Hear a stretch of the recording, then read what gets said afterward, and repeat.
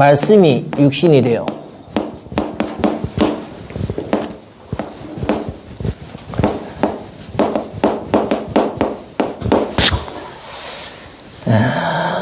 우리가 예배를 드리는데 중요한 것은 우리가 예배를 드리면서 계속 깨달아야 되는 것은 육신이 아니라 영적인 부분이야, 영. 우리가 육신의 것을 얻으려고 오는 것은 그거는 하나님과 방향이 틀린 겁니다. 그래서 성경을 통해서 예배를 통해서 영적인 부분을 많이 깨달아지고 영적으로 힘도 얻고 영적으로서 많은 하나님과 맞아가는 응답이 있기를 바랍니다. 그래서 영혼에 대해서 인간은 하나님 만들 때 육신을 하나님 기뻐한 것이 아닙니다. 아름다운 육신을 가지고 하나님 기뻐한 것이 아니라 이 영적인 상태입니다. 그래서 우리가 하나님의 구원도 영혼 구원입니다. 구원.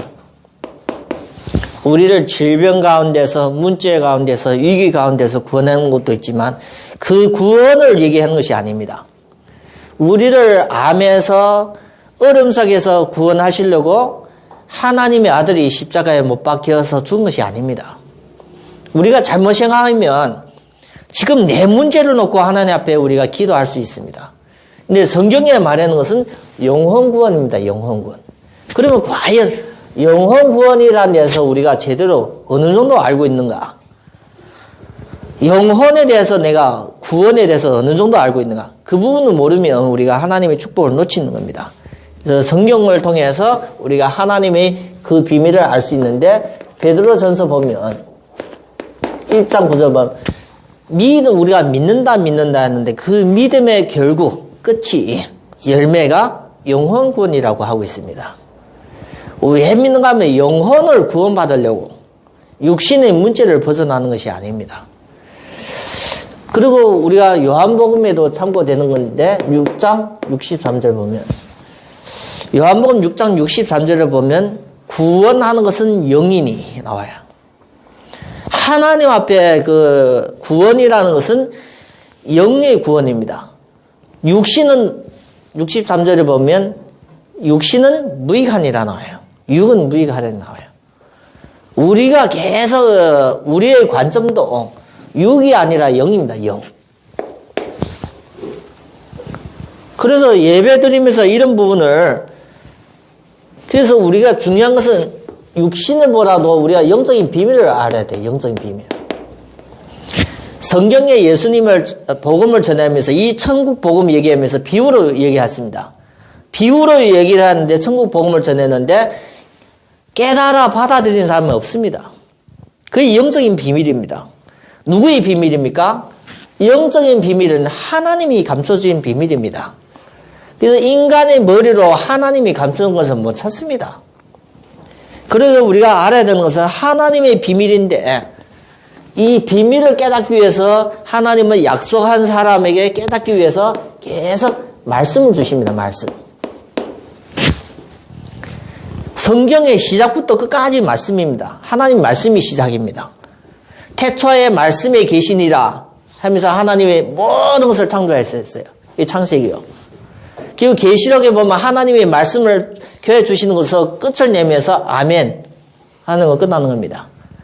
그 모든 것이 하나님의 말씀을 통해서 이 영적인 비밀의 역사를 계속 이루어가는데 우리가 구원받았다 얘기하면서 계속 육신적으로 관심 먹고 마시고 입는 오죽했으면 예수님이 제자들 앞에서 저 하늘에 나는 새를 보라 얘기하는 거예요.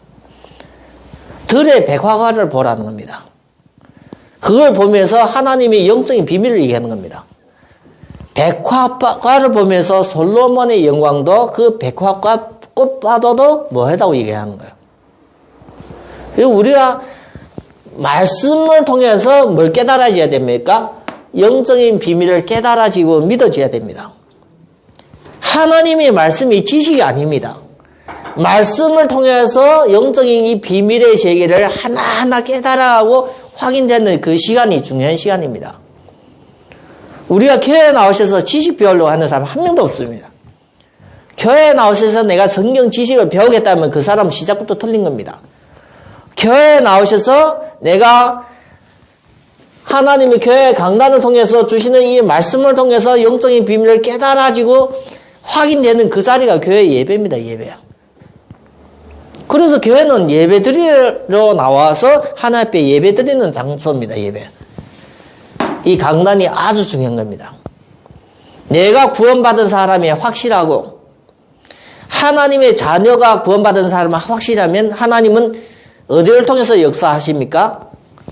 강단을 통해서 성도를 축복하십니다. 매주마다 강단 통해서 하나님은 살아계신 말씀을 통해서 영적인 축복을 주십니다. 믿음이라는 것은 안 듣고 내가 생기는 믿음은 착각입니다. 내 의지입니다. 전혀 말씀도 안 듣고 말씀을 안 담았는데 내가 하나님을 믿어진다는 것은 착각입니다. 오기입니다. 믿음이라는 것은 들으면서 오고 들으면 그리스도의 말씀으로 되어지기 때문에 우리가 말씀을 계속 들으면서 말씀 속에 오는 믿음, 영적인 비밀을 믿어지는 것을 그건 믿음입니다. 말씀은 보이는 것을 믿는 것이 아니라 안 보이는 것을 내가 믿는 것을 믿음이라고 얘기하고 있습니다. 그래서 하나님에 대해서, 기도에 대해서, 전도에 대해서 하나님을 보고 믿는 것이 아니라 안 보이지만 하나님에 대해서 믿어지는 거예요. 그걸 말씀을 통해서 영적인 비밀이 되어지면서 네 안에 진짜 믿음이 있냐 그 차이입니다. 그래서 그 축복이 계속 하나님은 이 강단을 축복하기 때문에 예배가 최고 소중한 겁니다. 구약에는 제사. 그래서 우리가 예배를 통해서 받은 그 축복을 깊이 들어가야 돼요. 그 깊이 들어가는 것이 묵상입니다. 묵상. 하나님의 말씀을 읊조리는 자가 복이 있는 겁니다. 읊조린다는 것은 소리 내서 내가 읽는 것이 아니라 내 마음속에 계속 각인하는 겁니다. 말씀을 한 번 받는 것도 중요하지만 그 말씀을 내가 삶 속에서 계속 묵상하는 거예요. 읊조리는. 말씀을 받는 자가 축복이고 말씀대로 사는 자가 축복이는데 이 묵상이 아주 중요한 겁니다. 우리가 예배를 드리면서 하나님 말씀 드리면서 이 영적인 비밀을 내가 깨달아진다. 뭔가는 하나님의 말씀을 내가 들을 때마다 그거다. 확인되고 깨달아진다. 이게 큰 축복입니다. 하나님 앞에 큰 걸 얻은 거예요. 우리가 이 깨닫는다는 것은 작은 거로 생각하면 그건 하나님과 관계가 없는 사람입니다. 사마리아 여인도 예수님을 만난 후에 그리스도에 대해서 비밀을 깨달을 때 자기 인생의 모든 것이 바뀌어지는 겁니다.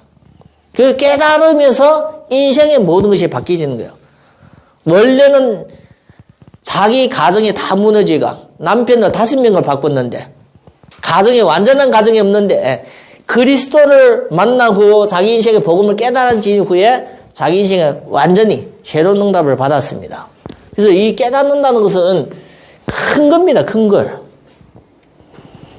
이 깨닫는다는 건 큰 겁니다. 베드로가 예수님이 불렀을 때 고기를 잡고 있는 베드로를 불렀을 때 사람 낚는 어부가 되게 하리라 하면서 불렀는데 베드로가 배, 가정 다 내려놓고 따라가는 겁니다. 예수님을 따라가는 거예요. 우리가 이 깨달을 때 뭐가 오는가요? 진정한 결단이 오는 거예요. 진정한 결심이 오는 거예요. 결심. 마음에 정해지는. 아무리 말씀 들어도 내 마음에 전혀 안 깨달는다. 말씀을 안 깨달아지면 이 말씀이 내 안에 안 들어가는 거예요. 하나님의 말씀이 내 안에 안 들어가면 말씀이 역사가 없으면 모든 시간이 없어지는 겁니다. 그래서 우리가 말씀이 전체입니다. 전체. 하나님을 믿는다 하면서 예배 드립니다. 강단의 말씀과 이 부분이 전체입니다. 전체. 이 부분까지 내 마음에 없어지면 그거는 응답이 없게 살겠다고 다짐한 겁니다. 그래서 우리는 말씀 받을 때 내 자신을 바꾸는 겁니다. 변화하는 거예요. 이 시간이 아무것도 아닌데 하나님 앞에 최고의 시간입니다. 그 장소가 아주 좋은 장소입니다. 최고. 가치로 하면 더 이상의 좋은 가치가 없습니다. 그래서 우리가 우리 인생에도 최고의 시간이기 때문에 그게 우리에게도 최고의 기회가 되어집니다. 우리 성도 한 사람 한 사람이 하나님의 말씀 받을 때 큰 응답이 있기를 바랍니다. 우리가 복음을 알면, 그 축복을 알면 하나님 우리에게 큰 귀한 메시지를 줘요. 메시지. 뭐가 담긴 겁니까? 하나님의 축복이 담긴 메시지가 오는 겁니다.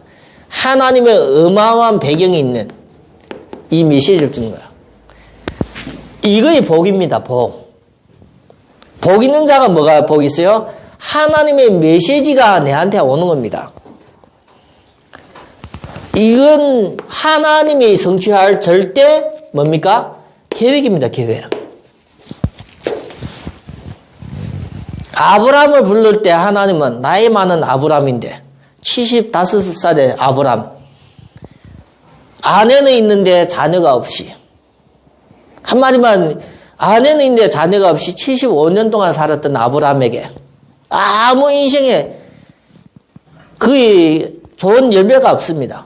그런데 하나님은 누굴 찾아오셨어요? 아브람을 찾아온 겁니다. 하나님은 아브람을 찾아오셔서 뭐다 얘기했습니까? 이 메시지가 너는 복의 근원이 된다 나와요.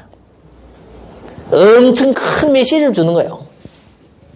너는 복의 근원이 되고 너를 통해서 만민이, 너를 저주하는 자가 하나님이 저주하시고, 엄청 큰 메시지입니다. 우리가 말씀을 들으면서 이 부분을 놓치면 다 놓친 겁니다. 그래서 우리가 하나님의 이 큰 메시지를 누구에게 주시는 거예요? 한 사람 한 사람 아브라함 이후에부터 믿는 사람에게 주시는 겁니다. 이 부분을 우리가 성도가 예배를 통해서 못 받는다. 그러면 성도는 예배 실패입니다. 이 큰 축복과 이 배경이 그의 최고의, 하나님이 당연하게 성도를 주시는 최고의 축복입니다. 최고의 축복. 그대로 하나님은 이 성도의 뭘 인도하시오? 삶을 인도해요. 삶을. 하나님은 아브라함을 불러서 메시지 주노고 그 아브라함의 인생을 누가 인도하셨어요? 누가 역사하셨어요? 아브라함이 본인이 잘했어요? 우리가 잘 봐야 될 거 아닌가요? 아브라함은 문제 생기면 이상하게 판단하게 움직이는데 하나님은 그 절대 계획 속에서 하나님이 역사하시고 하나님이 인도하셔서 아브라함의 인생이 된 겁니다. 하나님이 역사하시고 하나님이 그때그때 인도하시고 아브라함이 인생 된 거예요. 복의 근원. 그만큼 성도들의 삶을 하나님이 인도하시고 역사하신다는 겁니다. 그걸 우리가 성경에 아브라함을 통해서, 이삭을 통해서, 야곱과 요셉을 통해서 우리가 보았잖아요. 그것을 우리가 영적인 사실, 영적인 비밀을 믿는 겁니다. 아브라함의 하나님이 오늘 우리가 믿는 하나님이라는 것을 인정하고 우리가 아브라함의 축복을 우리 스스로도 그 응답 받으려고 하는 것이 그의 신자의 자세입니다. 신자의 자세. 신자가 그렇게 살겠다는 겁니다. 그런 부분으로서 우리가 보면 문제생이면 죽으라는 메시지가 아니라 문제생이면 그 문제와 위기 속에서 하나님이 어떻게 역사하시는가 그걸 따라가는 겁니다. 아브라함 시대도 큰 기근이 있었어요. 그래서 창세기 12장의 10절을 보면 아브라함 시대의 기근 때문에 애굽으로 간 겁니다. 창세기 26장 1절에 보면 이삭 시대도 기근이 있었습니다. 우리가 이게 기근이라면 그냥 짧은 그것이 아니라 그때 그때 기근을 우리가 잘못 인도받으면 죽습니다. 야곱과 요셉 시대 7년 기근. 문제 그 시대마다 성도들이 사는 그 시대마다 뭐가 있어요? 문제와 큰 위기와 그런 것이 있어요. 그러면 우리가 어떻게 살아야 돼요? 말씀을 제대로 받고 하나님 앞에 제대로 인도받아야 될 거 아닌가요? 그래서 말씀을 제대로 받는 그 자리가 예배 자리입니다. 하나님은 아브라함의 역사하신 같이 이삭에게 역사하신 같이 왜 아브라함의 하나님, 이삭의 하나님, 야곱의 하나님 했어요? 요셉의 하나님 그중 안 나오고 했어요? 그걸 우리가 정확히 알아야 됩니다. 그걸 모르면 우리가 하나님이 주시는 말씀, 중요한 메시지 흐름을 놓치게 되집니다. 성경은 모든 역사에 하나님의 말씀의 역사입니다. 말씀의 역사. 말씀의 역사라는 것은 인간이 듣고 깨달을 수 있는 말씀을 주신다는 거예요. 짐승에게 통해서 역사하신다면 소리를 통해서 전달할 거 아니에요. 근데 하나님의 역사는 말씀의 역사입니다. 말씀의 역사. 그래서 우리 성도 한 사람 한 사람이 이 말씀의 역사를 통해서 알아야 되는 중요한 부분을 깨닫기를 바랍니다. 이 말씀이 창조주 하나님인데 어떻게 오셨어요? 역사하고 사람을 도우려고 육신을 가지고 오셨어요. 하나님의 육신을 가지다 오기 때문에 성육신이라고 얘기합니다. 성육신. 이거는 사람의 생각을 다 깨는 겁니다. 사람은 누구를 통해서 와요? 부모를 통해서 와요. 사람은 주인이 있는 거예요. 부모를 통해서 오는데 이분은 어떻게 와요? 성육신. 말씀이 잉태하여 오는 거예요. 말씀이. 이 말씀을 누구한테 주었어요? 마리아에게 오는 거예요. 이 마리아에게 하나님 뭐다 얘기했어요? 복이 있다고 얘기하는 거예요. 말씀이 오면서 마리아가 잉태된다고 얘기하는 거예요. 근데 마태복음 1장 18절에 16절을 보면 성령 감동 나와요. 하나님이 역사합니다. 육신이. 그래서 이 성육신이라는 것은 엄청 큰 비밀입니다. 비밀. 이거 우리 방법이 아닙니다. 빌립보서 2장에 보면 5절 11절 하나님의 본체시나 육신으로 오시고 히브리서 2장 14절부터 18절 그분이 죽음과 부활을 통해서 마귀의 사망의 권세를 깨뜨리고 그분이 마태복음 1장 16절에 오신 거예요. 마태복음 1장 16절에 오시는데 그리스도라는 예수 성령으로 구원자로 오신 겁니다. 이런 것을 하나님이 미리 예언했는데 그게 창세기입니다. 출애굽기입니다. 이사야서 하나님이 예언을 하시고 성취하시면서 오신 겁니다. 이게 참 비밀입니다.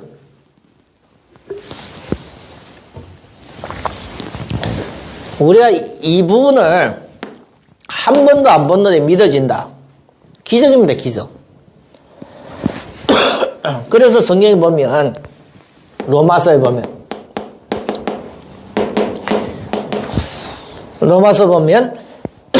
만세 만대에 감추진 비밀이 다 나와요.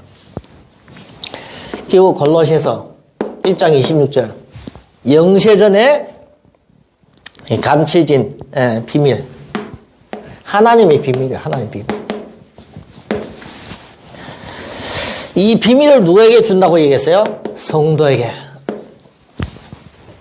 그래서 우리가 예배를 드리면서 막 깨달아지고 막 뭔가 느끼지고 하는 거 있잖아요. 그게 축복입니다. 뭔가는 이거다 생각하고 이거 맞다 생각하고 오잖아요. 그게 큰 축복입니다. 비밀이 깨달아지는 시간에. 아무것도 오는 거 없는 것 같은데 그게 은혜 받는 시간이에요. 은혜. 우리의 영혼이 축복받는 시간입니다. 그래서 성도가 예배 드리면서 하나님이 말씀을 증거하는데 이 말씀의 비밀이 깨달아지고 받아들여지면서 뭔가는 힘을 얻는다. 그게 큰 겁니다. 큰 것. 그 이상의 더 축복이 없어요. 그래서 우리가 이 부분을 했는데 이 하나님이 어디에요? 우리 가운데. 믿는 사람 가운데 오는 거예요. 이 큰 하나님의 말씀이. 믿는 사람 가운데 왔다는 이 사실을 우리가 이미 성경을 통해서 우리가 확인을 했어요.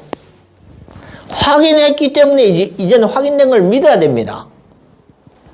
확인만 하고 끝나는 것이 아니라 확인된 것을 이제는 어떻게 해요? 확신해야 돼요. 확신. 흔들리지 말아야 됩니다. 성경에 보면 구원받은 사람에게는 고린도 전서 뭐다 나옵니까? 3장 16절. 구원받은 사람에 하나님의 성령이 성전 삼아 있는 거예요. 안 떠나고. 그래서 하나님의 성전이 있는데 누가복음 17장 21절 보면 하나님의 나라가 이미 어디 와 있어요? 너희 마음속에. 그래서 우리가 말씀을 계속 듣으면서 중요한 것은 확인해야 돼요. 그 사실을 잡는 거예요. 확신. 확신이라는 그 사실을 믿는 겁니다. 이 부분이 안 되지면 우리가 뭘 놓지요? 메시지 다 놓치는 거예요. 메시지. 그래서 성도 한 사람 한 사람이 우리가 하나님 앞에 예배드리면서 중요한 사실을 말씀을 들을 때마다 확인하고 확신하기를 바랍니다. 그 안에 어디 안에요? 예수 그리스도 안에서 모든 것이 있어요. 뭐요? 하나님의 모든 것이 충만되어 있어요. 그래서 예수만 믿으면, 제대로 믿으면 다 된다는 겁니다. 여기 보면 은혜 나와요. 은혜. 이거는 큰 겁니다. 큰 것. 하나님의 은혜로 말미암아 믿음으로 구원받는다 했잖아요. 은혜가 큰 겁니다. 큰 것. 그래서 우리가 은혜라는 것은 모든 것을 이렇게 받아들이는 큰 축복입니다. 그리고 그 안에 또 뭐가 있어요? 그 안에 진리가 있어요. 진리. 이 진리가 전부입니다. 진리. 성경에 보면 진리로 거룩하게 하신다. 진리로 거룩. 사람이 하나님처럼 깨끗하게 되어진다는 거. 뭐가 있으면 진리로 거룩. 하나님이 없으면, 이 진리가 없으면 우리는 거룩이 아니라 죄와 다른 것으로 가득 차게 되어진다. 그래서 이 진리가 우리를 하나님의 사람처럼 만들어가는 거예요. 거룩하게. 사람이 이상하게 노는 것은 뭐가 없기 때문에? 진리가 없기 때문에. 이 진리는 우리가 예배를 통해서, 성경을 통해서 우리가 받아들이는 겁니다. 요한복음 우리가 성경을 통해서 이 진리에 대해서 좀 찾았으면 좋겠습니다. 이 진리는 하나님의 말씀입니다. 하나님의 말씀. 요한복음 6장 63절 보면 내가 너에게 하는 말이 생명이요 진리고 말씀을 해주고 있습니다. 이 진리가 우리를 어떻게 해요? 자유케 하십니다.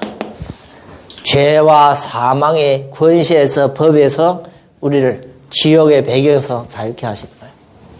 그래서 진짜 우리가 이 진리를 깨달아지면 우리가 깨끗하고 자유케 하시고, 이 진리가 성경에 보면 뭐다 합니까? 진리의 영, 진리의 성령, 진리도 영이라고 하고 성령이라고 합니다. 성령.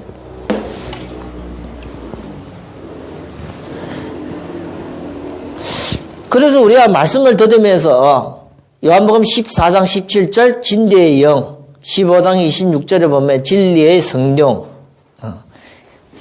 그 부분은 우리를 거룩하게 자유케 하시고, 이 진리가 이것을 끝나는 것이 아니라 하나님의 것을 마음껏 누리게 성도에게 주시는 거예요.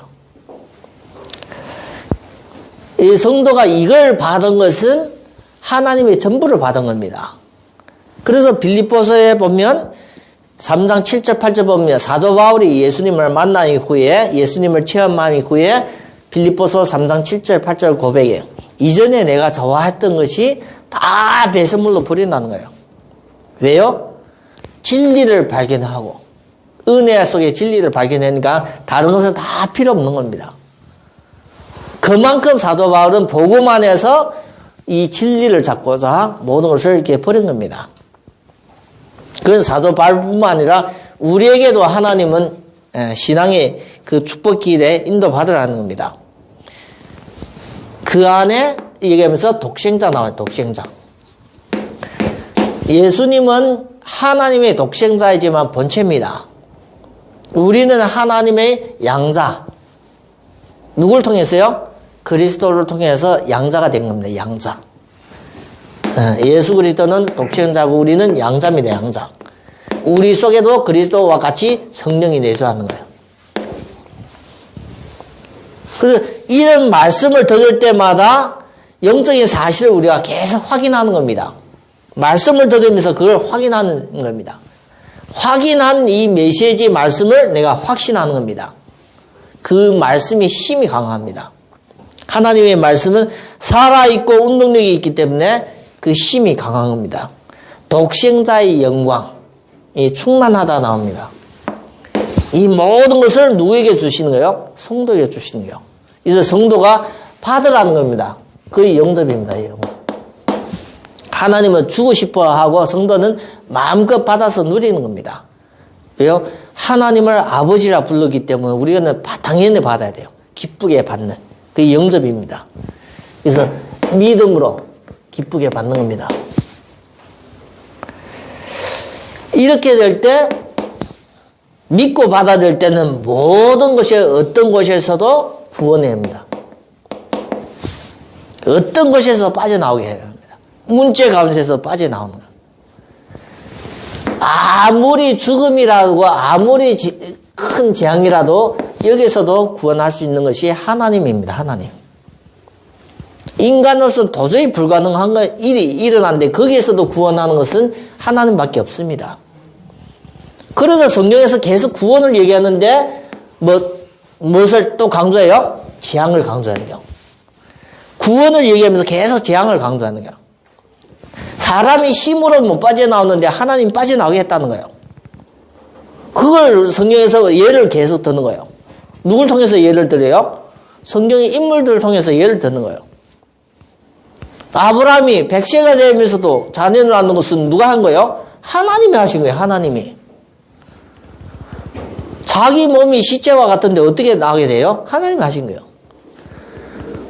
300, 400년 동안 노예됐는데 그 애굽에서 빠져나오는 것은 그건 사람의 힘으로도 불가능하거든요. 근데 노인 모세를 통해서 하나님이 하신 거예요. 그게 구원의 역사. 노예와 구원. 노예로 팔려서 평생 노예로 살아야 되는데 총리가 되어서 애굽을 다스리는 이인자가 됐어요. 그건 누구의 역사예요? 하나님의 구원. 성경을 우리 자세히 보면 문제와 재앙 속에서 하나님이 구원하는 것을 계속 강조하는 거예요. 히스기야 왕 때, 아수르 왕한 때 히스기야가 독립을 선포하는 거예요. 조공을 다시는 안 바치겠다고 조공을 선포하는데 안 바치겠다고 선포했는데 아수르 그 군사가 왕이 18만 5천을 가지고 내려오는 거예요. 준비도 안 됐는데 재앙이죠. 그런데 히스기야가 구원받은 것은 어떻게 해요? 하나님 역사입니다. 하나님 앞에 기도하니까 아수르 군사 18만 5천이 하루 저녁 사이에 다 죽어버리는 거예요. 성경의 문제와 구원을 계속 강조하는 거예요. 성경의 인물과 사건을 계속 나타났는데 거기서는 문제가 있고 거기에 구원이 있어요. 그러면 우리가 지금 이 시대를 보면 이런 눈으로 이 시대를 보면 문제 속에 뭐가 있어요? 하나님의 구원을 우리가 보고 있어야 돼요. 이 시대 문제와 재앙만 보는 것이 아니라 하나님의 구원을 보셔야 됩니다. 누가 봐야 돼요? 성도에게 주시는 축복이 복음이니까 우리가 알아야 됩니다.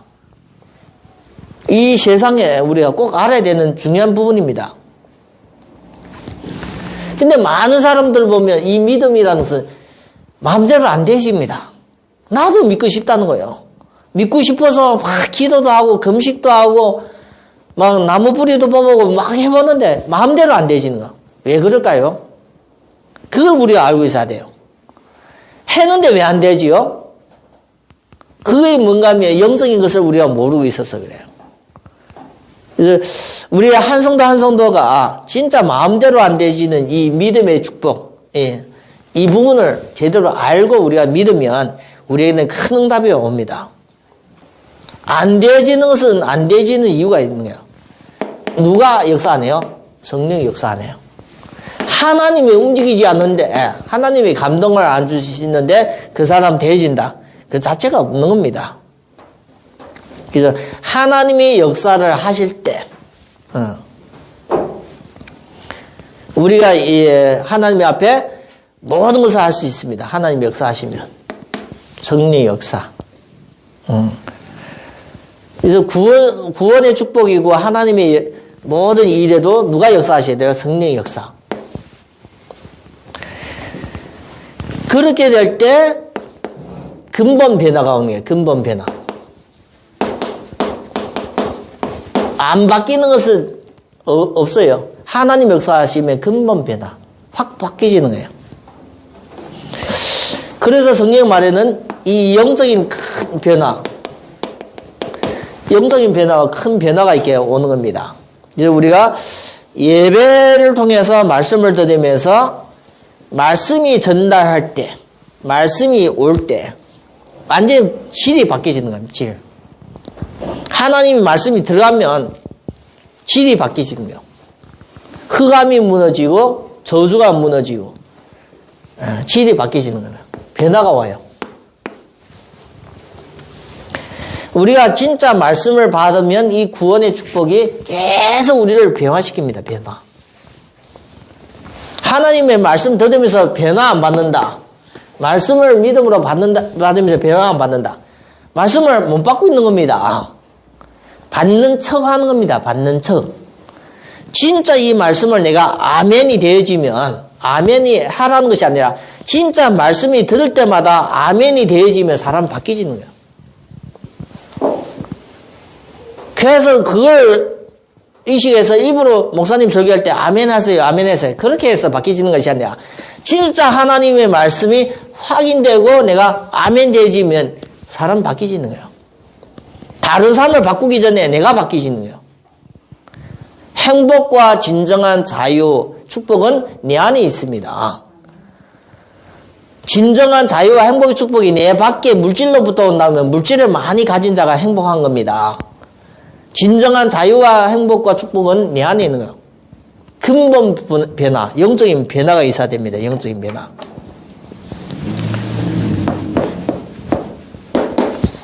그래서 모든 성도가 이 예배가 내 인생의 모든 것을 결정하는 거예요. 예배가.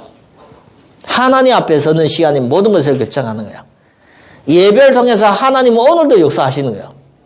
우리는 성경의 기록이 끝났다 해서 하나님 역사가 없다고 생각하는데 그거는 내가 놓치는 거예요. 하나님이 구원받은 하나님의 자녀를 계속 오늘도 먹어 살리는 거예요. 먹어 살리는 그 축복이 예배입니다. 예배. 예배 때 목사님을 통해서 전달하는 것이 지식이 아닙니다. 지식. 세상의 지식이 아닌 거예요. 우리가 하나님 말씀이 지식이 아닙니다. 생명이고 진리고 빛입니다. 그래서 우리가 깨달아야 됩니다. 예배를 통해서 전달하는 것이 영적인 이 비밀입니다. 영적인 비밀. 그래서 영적인 우리 비밀과 영적인 사실을 얘기하기 때문에 우리가 안 깨달아지고 못 받아들이면 놓치는 겁니다. 말씀이 영이고 생명이고 진리이기 때문에 그걸 내가 받아들일 때 오는 것이 그의 믿음인데, 그래서 영적인 사실을 예배를 통해서 항상 우리에게 주시는 걸 선포하는 걸 선포. 설득이 아니라 선포입니다.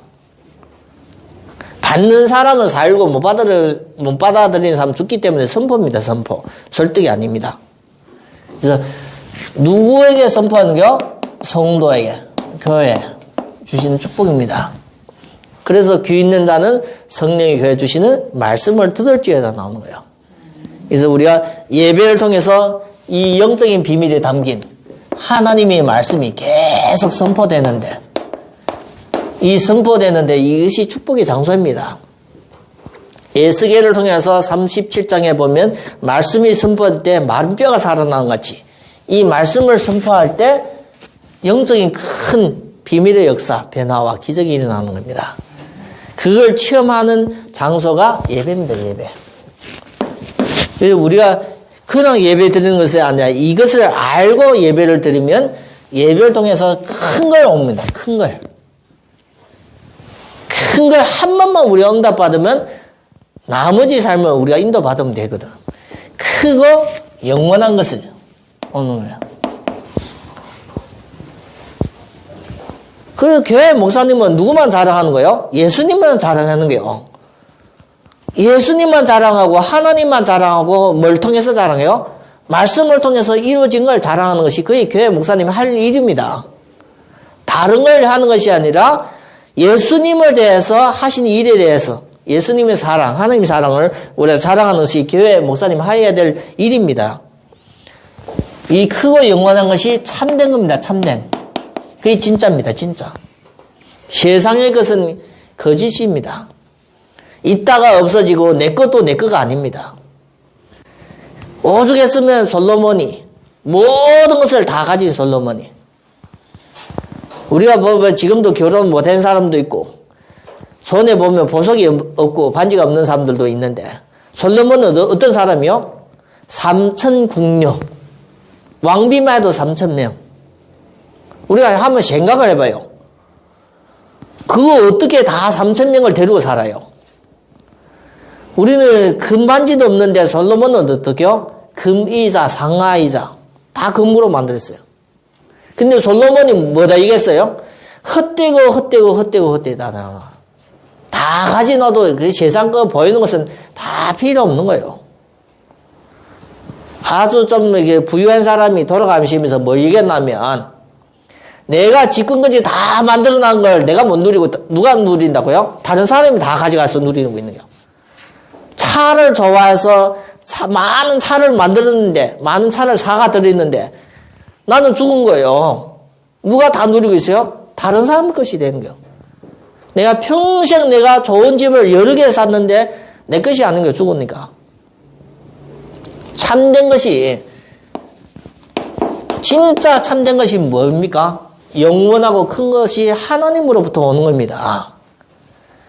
그래서 우리가 하나님 앞에 예배드리면서 회개가 되어지는 거예요. 나는 너무 세상 것 때문에 살아왔는데 말씀을 들으면서 영적인 사실을 비밀을 들으면서 내가 회개가 되어지는 거예요.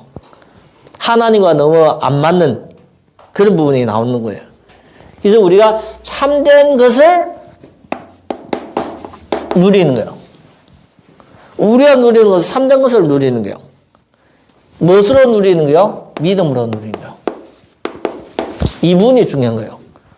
문제가 없어서 누리는 것이 아니라 문제 중에서 믿음으로 누리는 거예요. 요셉이 노예였는데도 그 속에서도 하나님이 함께 하시는 걸 누린 거예요. 임마누엘, 형통함 주고. 다윗은 쫓겨가면서도 하나님이 함께 하시는 임마누엘을 누리고 있는 거예요. 사망의 음침한 골짜기에 다닐지라도 거기서도 하나님이 함께 하시는 것을 누렸어요. 그래서 성도는 뭐가 중요해요? 생각이 중요합니다. 생각. 많은 사람들이 이 생각을 복음적인 생각을 안 해요. 하나님이 함께 하신다는 그런 생각을 안 하고 사는 거예요. 그냥 문제만 보이는 거예요. 어려움만 보이는 거예요. 그러면 신앙에 많은 축복을 놓칩니다. 생각. 믿음의 사람은 생각이 다른 거예요. 문제 있는데도 뭐다 생각하고 있어요. 거기서도 함께 하신다는 거예요.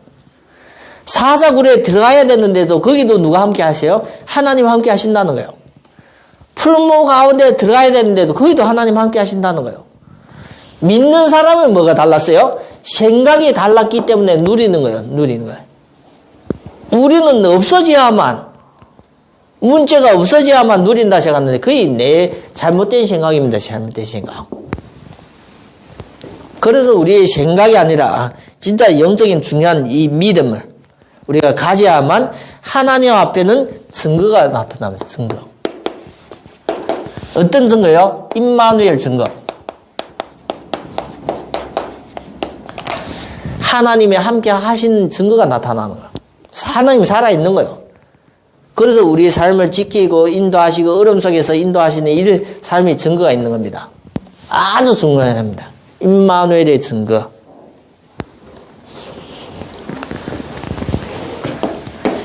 이 부분을 우리가 확실히 하지 않으면 하나님 앞에 뭐 할 수 있어요? 할 수 없어요. 하나님이 원하는 일을 할 수 없어요. 우리가 이런 증거가 없으면 하나님 앞에 하는 것도 아까워요. 할 수가 없어요. 그래서 우리가 하나님의 일이라는 것은 아주 중요한 것인데 우리가 이 일을 뭐해요?